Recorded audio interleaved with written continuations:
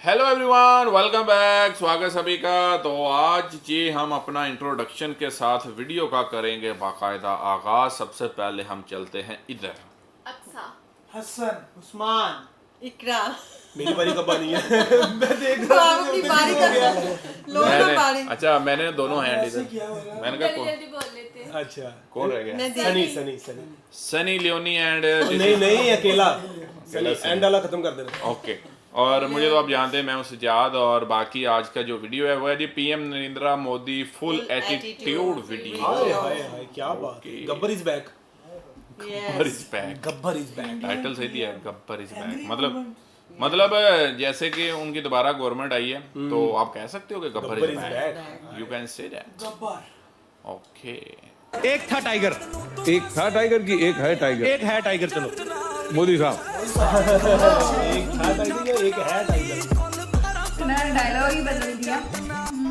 आप ये मत सोचिए कि कांग्रेस पार्टी बीजेपी से टक्कर नहीं ले सकती। मैं आपको गारंटी देके कह रहा हूं 2024 में हम बीजेपी को हरा देंगे। औकात है क्या?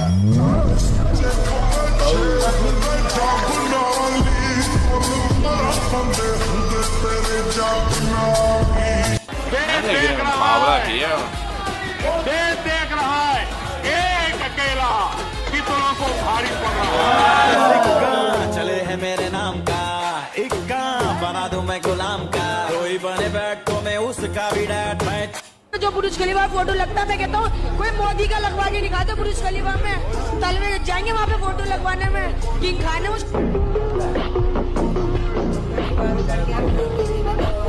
रुको जरा, सबर करो।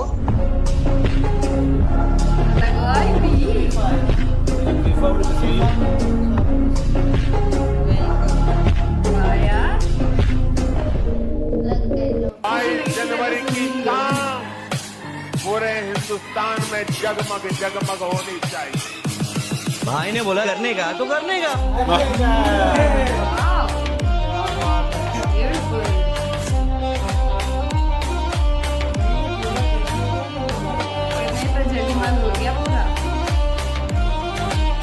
आज होटल में आके मासूमों को गोली मार दोगे, इसके बाद सोचो खान सर इज्जत से बतियाए। नसीब ठीक था उसका कि उस समय मनमोहन सिंह थे, नहीं तो इनके समय मार के चले थे ताज होटल, कराची उड़ा देता ये आदमी।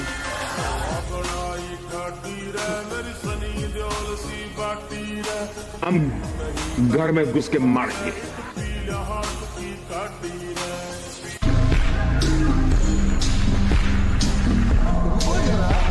सबर करो, बोला धक्का मुक्की नहीं कर।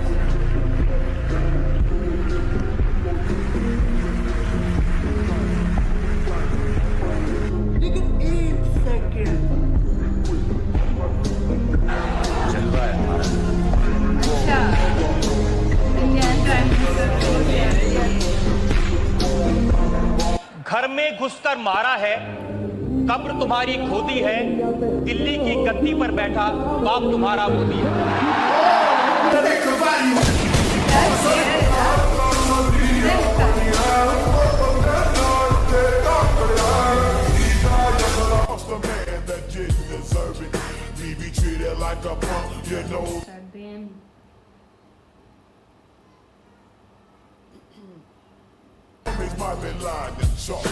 I really hate the trip, but I gotta know as they croak I see.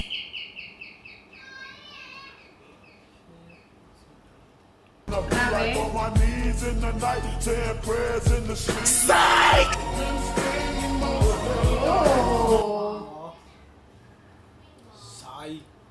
Oh my God, तो बिल्कुल ही चेंज हो गया।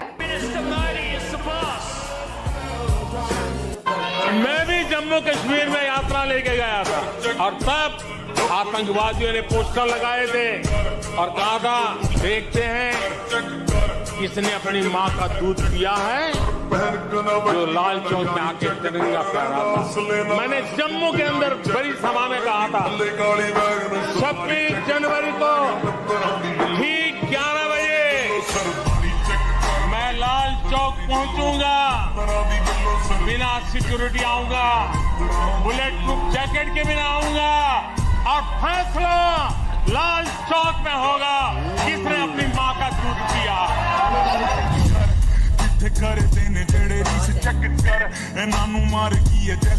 शुरुआत कर रहे हैं आज की एक सबसे बड़ी खबर के साथ। बड़ी खबर यह है और दिलचस्प भी है, दिलचस्प यह है कि मोदी की दुनिया दीवानी, चाहे वो बाइडेन हो, दुनिया के सबसे अमीर आदमी जब मोदी से मिले तो आप जानते हैं मोदी से इस मुलाकात के बाद ही कमाई में कितना इजाफा हुआ, कितनी रकम बढ़ गई। मोदी से मुलाकात के बाद एलन मस्क के 81,000 करोड़ रुपए बढ़ गए मोदी से एक मुलाकात के बाद। मोदी से मिलने का मतलब समझते हैं आप, किसी सबसे अमीर शख्स के 81,000 करोड़ बढ़ जाना बहुत बड़ी बात है।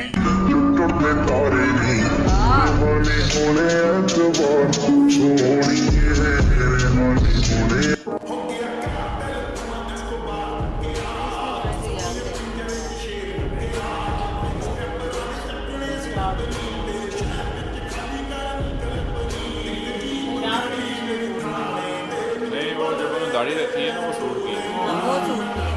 ये भी नहीं रख रहे थे।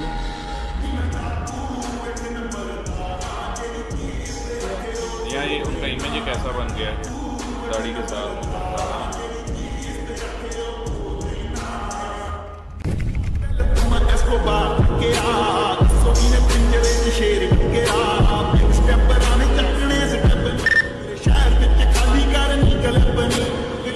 खड़ी मेरी थाने दे बिच बदले ते मैं तो लेना नहीं मैं डाकू।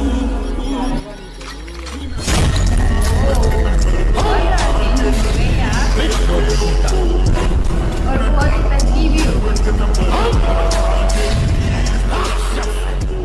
बहुत ज्यादा चेंजिंग हो गई।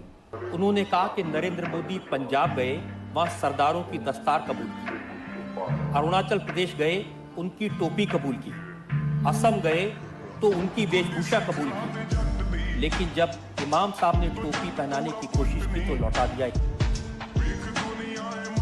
मैंने सरदार वल्लभ भाई पटेल को इस प्रकार की टोपी पहनकर के फोटो निकाला हुआ कभी देखा नहीं। मेरा काम है सब संप्रदाय का सम्मान करना, सब परंपरा का सम्मान करना, पर मेरी जो परंपरा है उसको मुझे स्वीकार करना।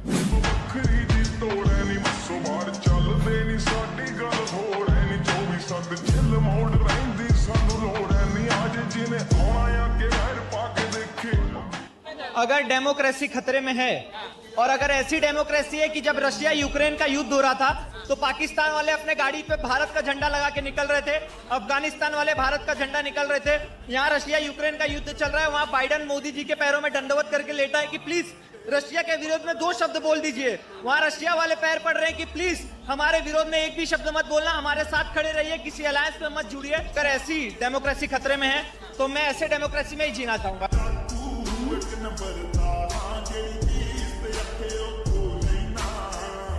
बेटी, मैंने तुम्हारी ये तस्वीर देखी है, तुम इतना बढ़िया काम करके लाई हो, मैं तुम्हें आशीर्वाद देता हूँ, लेकिन बेटी थक जाओगी, तुम कब से खड़ी हो। ये पुलिस के जवानों से मैं कहता हूँ वो तस्वीर बेटी देना चाहती हो तो ले लीजिए और मुझे जरूर पहुंचाएगी, और तुम्हारा पता उसमें लिख देना, मैं जरूर तुझे चिट्ठी लिखूंगा।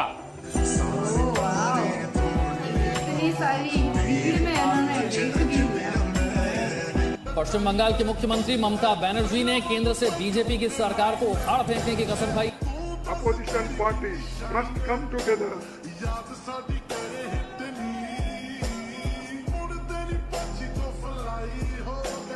इंडिया में सबको ही झुकना पड़ता है इंडिया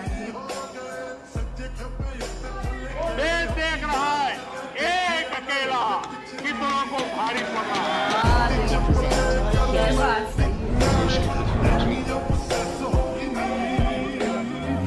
ज्यादातर यही प्राइम मिनिस्टर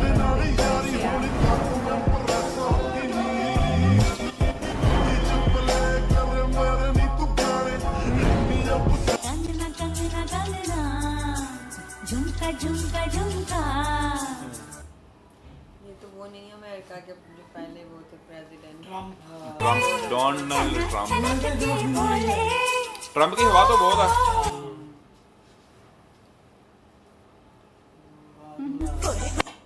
तो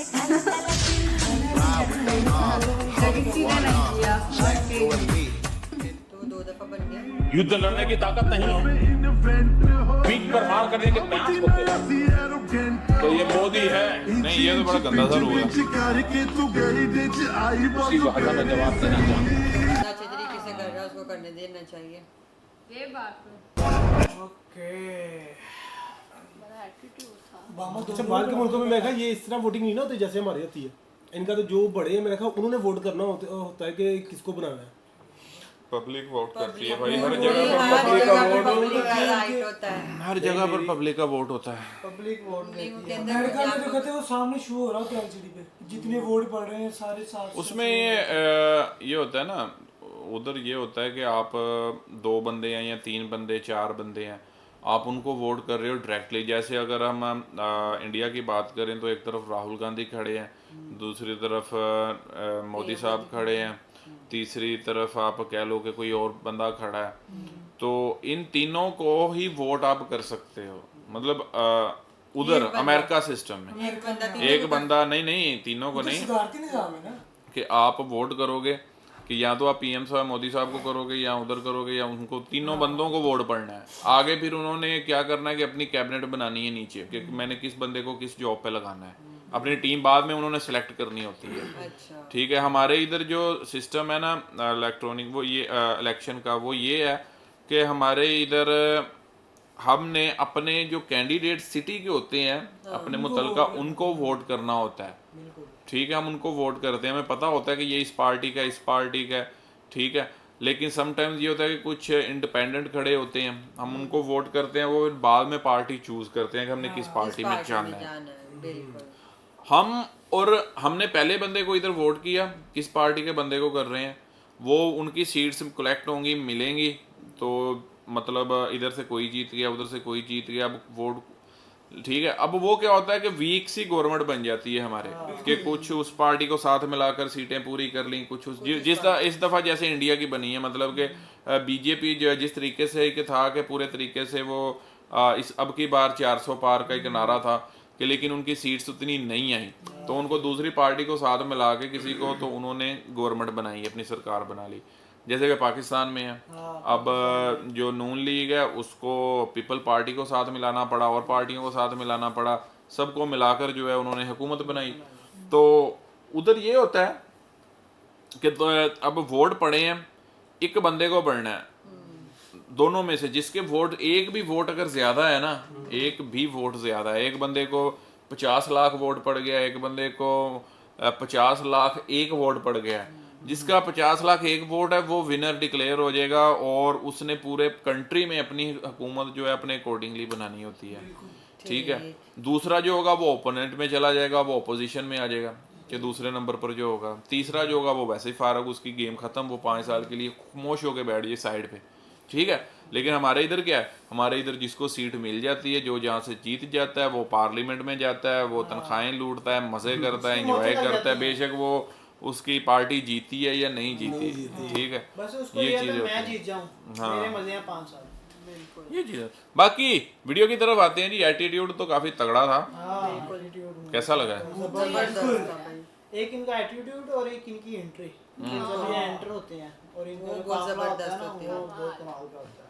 चलें जी, आते हैं वापस अगले वीडियो में, रखें अपना ख्याल।